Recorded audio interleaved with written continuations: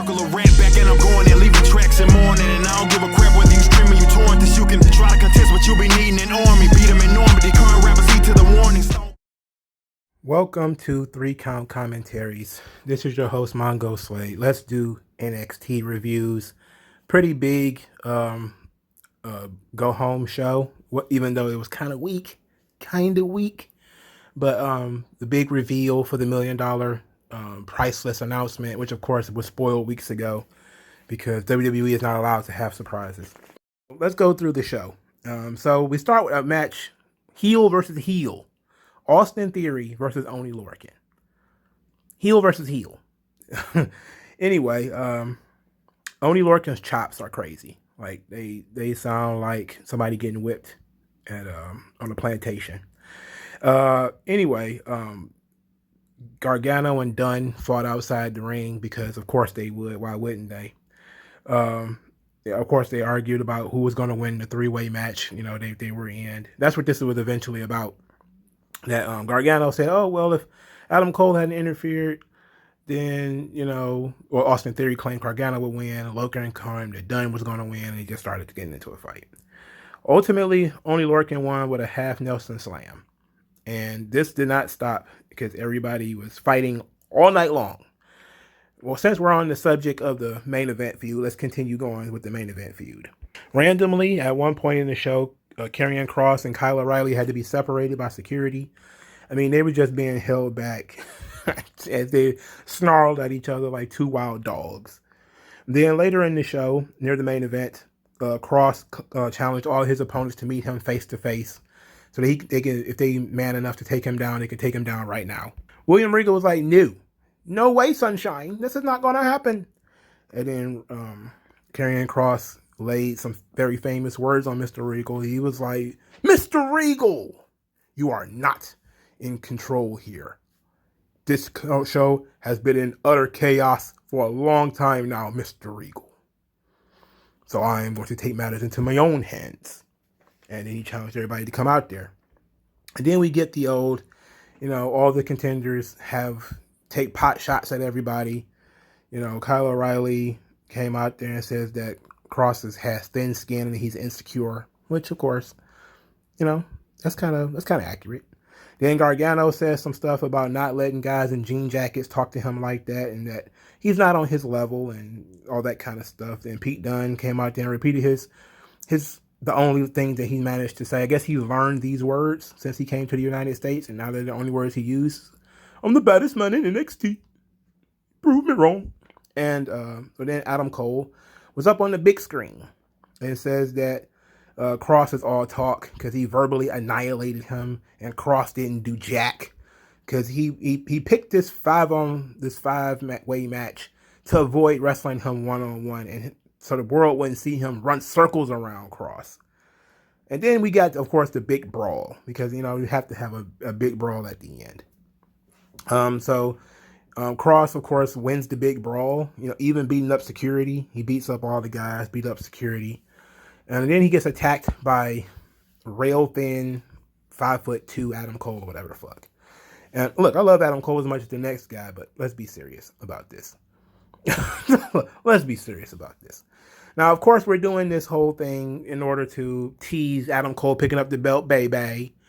And I'm like, okay, Kross is winning this match, right? And to be quite honest, Karrion Kross needs to stack them like firewood. I'm just talking like what Roman did to Edge and Daniel Bryan. This needs to look worse than that. He needs to fold these motherfuckers and put them into a shelf, like books. Like just fold fucking Kyle O'Reilly and put them onto a shelf, and that's it. Otherwise, this is a failure. You know, like it's one thing for us to have a one-on-one match where this guy has to put up with all of this shit. But now you've got most of this match is heels. The only true babyface in this match is Kyle O'Reilly. You know, he's the only true babyface. Kross is in the milieu of being babyface and heel, which I don't like. Gargano is a heel. Cole is a heel. Dunn is a heel. So it's like, why these guys got 3 fucking heels, an anti-hero, and a babyface? that's why this is not a good idea. You know, it would have been so much better if he would have just let Cross work face against Adam Cole, who is going to go old technical guy route and then gets crushed. I mean, I don't see how it's any different than what they did with Finn Balor. I mean, Finn Balor talked a good game, you know, and then he gets stepped on. Adam Cole, same thing should have happened. And I think I would probably be a lot more excited for this show if it was just Adam Cole versus Cross, or if it was just Kyle O'Reilly versus Cross. Not Gargano, though. Or Dunn, to be quite honest. They're just not interesting enough. But you throw this 5-way together. So I'm like, okay, I know Cross is going to win, but now we're at the point where he's going to pin one person and win the match instead of beating all of these fucking midgets. All 4 of these guys are cruiserweights. All 4 of them are. Okay? Not nan one of them is 215. They'd probably pull him out the cruiserweight division by saying that, oh, wearing 207 pounds or some stupid shit like that. All of these are fucking cruiserweights, man. He needs to stack them like books. You know, he needs to. They should be like hurdles at the end of this thing, okay? But, you know, this NXT, they don't book like that. You know, Vince didn't book like that anymore. And hey, I like Adam Cole as much as everybody else. You know, I was a big fan of him in Ring of Honor. I was. I'm just kind of tired of him now. And that's my only thing is, you know, I feel like he had his run and now they're gasping at straws to keep him around when it's not necessary. You know, I know that maybe there's no space for him on Raw or SmackDown because, you know, especially on SmackDown because it's kind of full. But you got to, with Roman, that's what I mean, you know, Roman, and he still hasn't wrestled most of the roster yet. But, you know, maybe you don't want to send your beloved to Raw to get fucked over, but a lot of these, especially some of these guys are in this match, like Gargano and Cole, that should have been gone a long time ago, you know. So my enthusiasm for this match is not so high. You know, this is basically just Cross killing the last 2 or 3 years of NXT's main event scene without any new main event scene for him to wrestle. Like, there's no new giants for him to tackle. You know, if he hadn't beat Keith Lee already, I would say, oh, since Keith Lee there, you know, or something like that. But, you know, it is what it is. So then we get the $1 Million Legacy. Let's talk about that because this is fucking fun. We get LA Knight and Cameron Grimes both showing off their wealth, which is excellent. So LA Knight he's got this palatial palace. He's got chicks drying him off when he get out of the shower. You know, he's being the boring rich guy by talking about himself in the jacuzzi, talking about how he's gonna kick Cameron Grimes' ass in, and you know, so it was nice. He says, like, I showed you the inside of the house. You see the outside. You see the car. I forget what kind of car he had. I didn't write it down. I don't know cars anyway. And so he says that he's the one and only man who can handle the $1 Million Legacy. Yeah. So I'm okay with that. Then Cameron Grimes. So Cameron Grimes he's nouveau riche. You know, they're trying to show you the different kinds of rich that they are. So Grimes, he's got a chick, you know, and he's you know, doing backflips into a pool. He got an indoor pool, you know, but he tries to light a cigar with money, but he doesn't smoke, so he's choking on the cigar. He's trying to drink fine bourbon, but he don't drink, so he's burning his chest. He's like, you know, he's getting a massage, and he's kind of got the weird face, and he ends up massaging the girl, you know. So we see that Grimes is trying to be a douchebag. He's trying to be douchebag rich. And I think I said it before, that there was a certain way of looking at Grimes that he is kind of the babyface in this situation. Even though he's an asshole, he's still kind of the babyface. Like, it still comes across like Grimes is acting the way he thinks rich people should act. You know, with the smoking and the cigars, because he think, oh, rich people smoke cigars. So he figure, I'm going to light $100 bill on fire and smoke a cigar. And but he doesn't smoke, so he's coughing.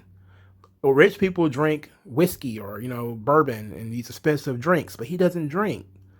So he comes across as a guy who's faking, right? And I love that because it's so subtle. It's very, very subtle. So they pull up in the NXT parking lot. Grimes is in his, you know, pretty white car, and LA Knight is in like a stretch limo, and Grimes is being very loud and obnoxious, and LA Knight is kind of trying to be himself, and Grimes is calling LA Knight broke and he's making fun of the waiters and stuff like that, talking about you're broke, you ain't got no money, and Ted DiBiase was of course waiting for them in the ring. So they both come out and they cut promos. LA Knight says that basically since he's debuted on NXT, he's been a cut above. Yeah, he's been head and shoulders better than the rest. He's the only man who can carry the $1 Million Legacy. And then he calls Cameron Grimes a hillbilly and says that he told him earlier that you're the only rich guy that lives under a bridge. And then Cameron Grimes said, I'm rich, baby. I live under 2 bridges. So here in this promo, after he gets called a hillbilly, Cameron Grimes goes full Ric Flair. And he starts, because he's wearing a suit jacket with no shirt. So he's talking about, I may be a hillbilly, but baby, I live on a hilltop. And then he he reminds Ted DiBiase that he said, you said what takes place in this ring. And when Cameron Grimes get between these ropes, when he get between these turnbuckles, ain't nobody better. I'm the best. And he starts taking off his suit jacket. He starts taking off his rings and start talking about going to the moon. And then the ladder comes down. He climbs the ladder and he said, Ted DiBiase, I don't see what I'm supposed to be climbing for. Like, he has so much energy. It was great. This is great character work. He's just running with it. He's doing a parody almost of Ted DiBiase and Ric Flair and all the other rich characters that he's seen on TV. He has no real personality of his own. He's just mimicking what he's seen other people do, which I think is awesome because he's a nouveau riche character, new rich, new money. So Ted DiBiase shows them what they're fighting for. It comes in this beautiful briefcase, and it's like I wish that it had like a combination lock on it or something like that. Like it came in a safe. But of course, it was the $1 Million Championship belt that they will have above the ring in a ladder match. They will climb the ladder to success, and the man who will win will be the $1 Million Champion. And I'm fucking hyped for this. For me, this is the main event. As far as I'm concerned, this is the main event. Because I'm interested. I'm fully invested in Cameron Grimes and all the campiness that comes with that character. I love it. LA Knight is very cool. He's very interesting. He needs something to set him apart from everybody else. Like I said, this does not need... I said it before. I think I said it maybe a couple of weeks ago. Maybe even said it last week. I'll say it again. This title does not need to be recognized. It just needs to be a symbol of success, right? Just something that preferably LA Knight can rub in people's faces and say, this is what I got, this is mine. And you can try to win it, but I don't have to defend it because it's mine. It's my personal property. It doesn't belong to NXT. And that's why I like the way that they're introducing it.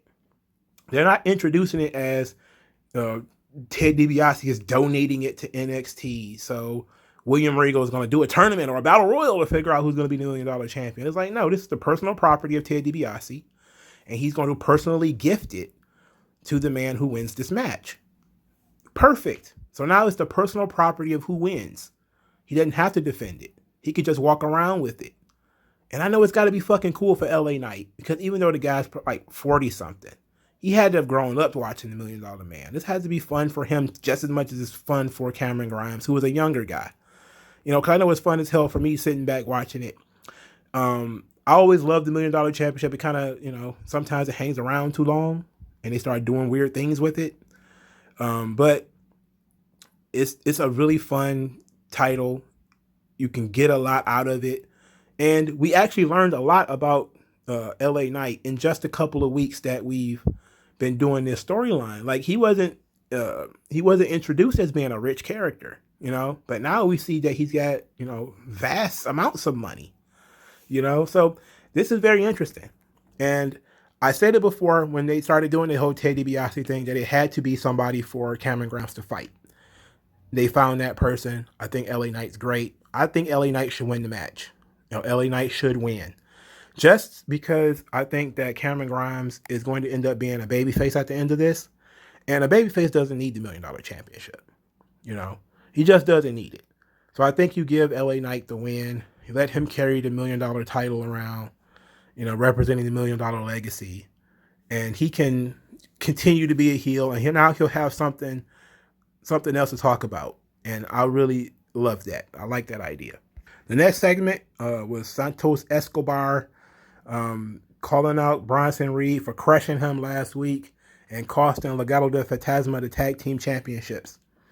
So Bronson Reed comes out, he kind of makes some jokes about Santos Escobar because all the baby faces make jokes.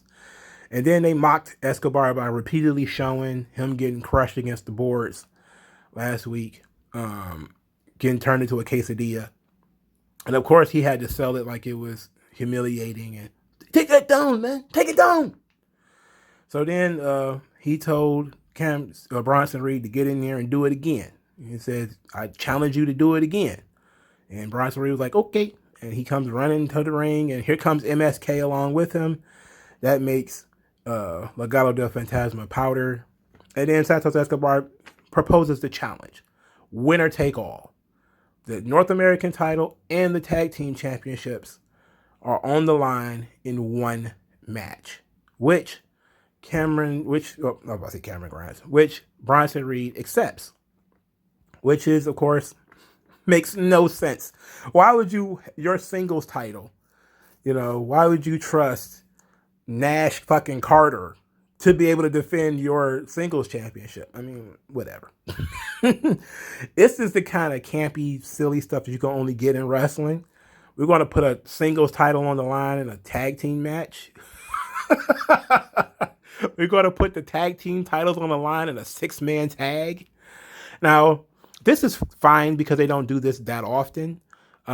There's actually a history of these kind of winner take all matches. Usually the heels or the baby faces or something, there's a stakes on both sides.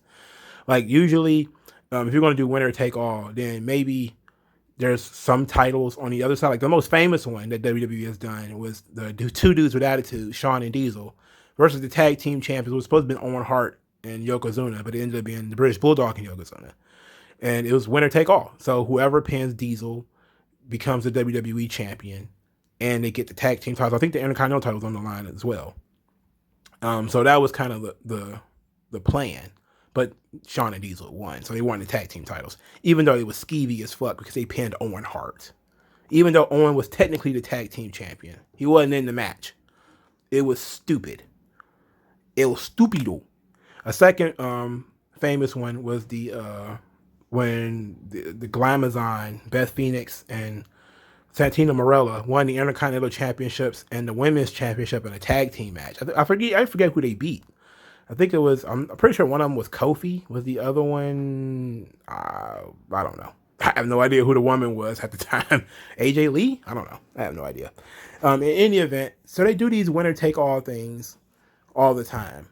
They do them often. Well, they don't even do them often. They do them sometime, and it can be fun. It's a fun gimmick, and it's kind of silly stuff that you can only do in wrestling. I think that this is the end of the road for Legado del Fantasma, though. I think they lose this match. Probably Joaquin Wilde takes the pin. And, they just say, bump it. We're going to SmackDown. Which is where they need to be. And you can take a couple of weeks off. Come maybe show up with the crowds. Because I think, hopefully Ray is going to be the opponent for Roman. And then you can have Legado del Fantasma wrestle the Mysterios. I'm still pushing for it. So after that segment, Hit Row comes out, and we get teased a Hit Row Legado del Fantasma beef. And I got to tell you, my Spurs was jingling and jangling because there's no two guys I've been pushing for more on NXT, more than Swerve and Santos Escobar, as guys who should be the future of this brand. And to be quite honest, if the structure of NXT had not changed to the point where it's now a TV property and guys are not leaving, Swerve would have been champion by now. you know, and maybe Escobar would have too. But because of, you know, it's on TV now, so now guys are getting longer runs with the title. You know, it's not working out that way. But these are two guys that I've been pushing for a long time. And the idea that we could even get a heel versus heel match out of this would have been sweet. We also get Hit Row staring down MSK and Bronson Reed, and you know that was cool too. So that leads into Isaiah Scott defeating Killian Dane as when Drake Maverick got beat down by Top Dollar, and I don't get why Swerve's finish is a running drop kick, or you know, or was it a running kick to the head? I don't know. It still looks dumb. I think he needs a new finish. So there was some poppy. There was a lot of poppy on this show. They did this really weird and cringe. For starters, Poppy has merchandise with Triple H. Triple H is co-branding with Poppy on multiple different levels. I think Stephanie needs to look out. I think she needs to keep her eyes open. He might be training her in for a younger model. Rightfully so. But I don't think Poppy got McMahon money, so maybe she ain't got nothing to worry about. Let me know what you think. In any event, Poppy launches the album, the NXT album, live on the show by pushing a button. And Triple H, you know, is like, wow, you know, technology is a weird thing. So Candice LeRae is not happy about this Poppy business. You know, she feels like they're the tag team champions. They're being looked over. And Indy Hartwell is still obsessed with Dexter Lumis. So when Dexter Lumis showed up and gave Poppy a picture that he drew, a portrait rather, that he drew of her, and Poppy was like, oh my God, this is so sweet. She didn't say that because she's socially awkward and very quiet. And she hugged Dexter Lumis. And then Indy Hartwell saw Dexter Lumis being hugged, not hugging, but being hugged by Poppy, and she cried and ran off. But the funny thing is William Regal and Triple H, how they were selling it, like, oh, they're killing me with William Regal. Like 1 minute he's doing comedy, the next minute he's trying to be the serious disciplinarian on the show, like. Like he's being silly here with Triple H. And then like 30 minutes later, he's yelling at Karrion Kross, what are you doing, Sunshine? You're out of control. And he's like, I just saw you gallivanting with Triple H backstage. Shut up, you idiot. Anyway, this was fun. So then Candice LeRae comes to the ring and she talks about basically Poppy stealing her time and, you know, taking up too much space. And now she even stole Indy Hartwell's man. So now it's time to fight. So she demanded that Poppy come to the ring and fight her. Or she was going to meet her in the NXT parking lot, which is a serious fucking threat. Because the NXT parking lot is a lethal place. It is a place of danger. So then Poppy comes out and says that she doesn't wrestle, but she knows somebody who does. And it's Io Shirai. So Io Shirai runs to the ring and attacks Candice LeRae, you know, bumps Candice LeRae around a couple of times before she powders and gets out of there. I don't know where this is going, unless it's going to be Io Shirai is going to pick a partner and fight Candice, which is probably going to end up being Sarai, which is great. You know, if we're going to do women's tag team and that's what Io Shirai's next thing is, you know, wrestling Candice. I don't see why she's still wrestling Candice LeRae, because it feels like she's been wrestling Candice LeRae a lot. You know, that's just me. It feels like she's been wrestling Candice a lot. Because I know they had a pretty lengthy feud last year, right? Now I feel like they're back. But, you know, the roles are reversed. Now Candice has the belt. Or she has a belt.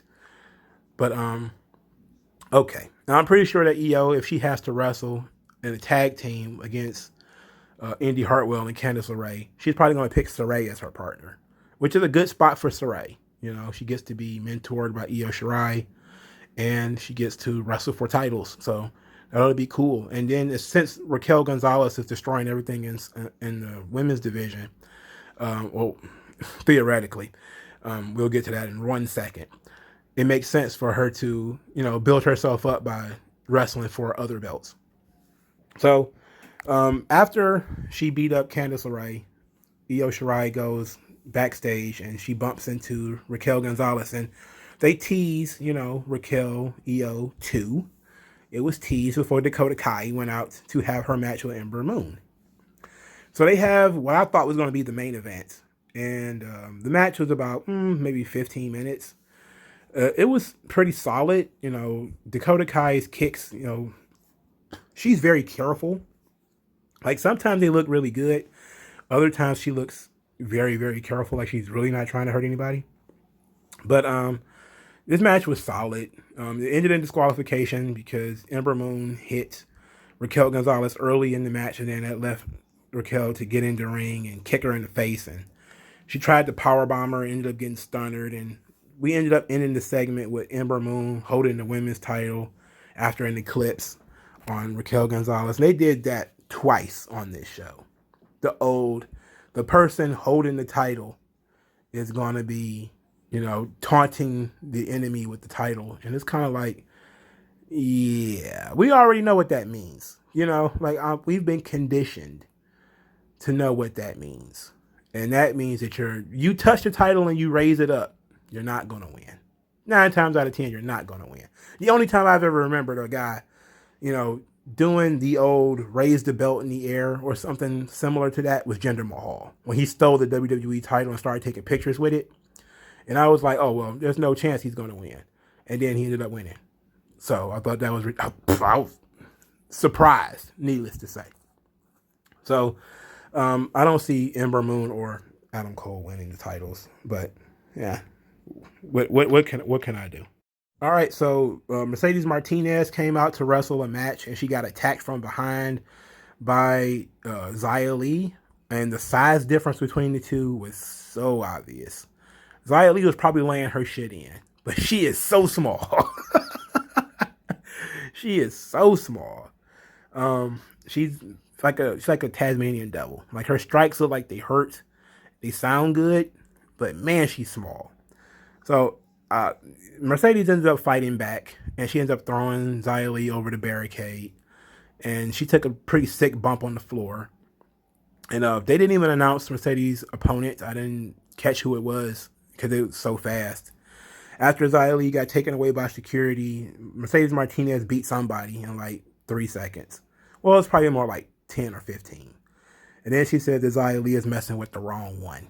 And you know what? I'm a supporter of Xia Li. I like Mercedes Martinez, but I don't know, man. Gotta go with Xia Li on this one. So Breezango came out there and they bored us to tears, but they're very. Why can't they go away? Anyway, Imperium. They talked about Imperium is going to destroy them, which is their new mandate from Volta. And they said, oh, you're going to let Walter down because we're not going to be destroyed. And I'm like, boo. Go away. Go away. They got go away heat with me, dog. So the last thing here is that the Grizzled Young Veterans, they defeated August Gray and Ike Manjiro. Ike Manjiro, the guy who wrestles in a jacket. Japanese guy, comes from Japanese promotion that's known for silly stuff. So now his gimmick is that he wrestles in jackets and he does things like clotheslines people with his jacket. It's absolutely retardism. But you know what? Let Vince see it. Vince is going to see the jacket guy and he's going to be everywhere. I can tell you right now, I see kids wearing jackets. They look like pajamas. And it's going to be Ikemen, Jiro, anime stuff all over the place. It's going to be absolutely sickening when Vince gets his hands on Jiro. I can wait for it. It's just massive opportunity because he looks silly. He's a Japanese dude with brown hair. He wrestles in a jacket. He's hyper and energetic. I saw some clips of him from 205 Live. I've never seen him in Japan. So I don't know if he's like a work rate guy or anything like that, but I'm pretty sure most of them are. You know, even the comedic talents in Japan are mostly work rate guys. So we know that if he needs to have a real match, he can. But he's, you know, being silly, working the jacket gimmick. Uh, Vince is gonna love it. I can tell you that now. There's probably gonna be a bunch of. He's probably gonna see stars looking at fucking Jiro. But the only thing is he's gonna be small. You know, look at him and say he's so damn small, and whether he speaks English or not. But he's probably gonna be around for a while doing the jacket gimmicks, especially once they start gimmicking the jackets, because I know they come in different colors. You know, once it becomes like pink jacket, baby blue jacket, dark green jacket, it's over. You know, we're gonna be in the middle of something. It ain't gonna be good. Anyway, Grizzly Young Veterans defeated August Gray and Ikemen Jiro. Following which, Tommaso Ciampa and Timothy Thatcher was watching the match. Grizzly Young Veterans said, "Look, we're done with this. We don't want to fight you guys anymore. We're through with you." Which Ciampa and Thatcher said, "Look, you're not getting a title shot without going through us." And so Grizzly Young Veteran was like, "Okay, since you got that attitude, let's do a tornado tag match next week." To which Ciampa and Thatcher agreed. I don't like the tornado tag idea. I think they should have went a little bit more hardcore with it and just did like Falls Count Anywhere or something like that. I know we're probably building up to that, which is fine, but I still would have liked it for it to get a little bit more edgy. Because how are you just gonna promote a tornado tag match? It's like in tag team wrestling today, most tag team matches are tornado tag. You feel me? Like most of them are. Nobody follows the fucking rules. Anyway, as a go home show, this was weak. You know, nothing left me like super excited outside of the $1 million championship thing. I wasn't super excited for Ember Moon and Raquel Gonzalez. Wasn't super excited for the main event. So it is what it is, but it was solid. It did a good job of building up. But let me know what you guys think in the comment section below. Like this video, share this video, subscribe to the channel, and I'll talk to you guys later, man. Peace.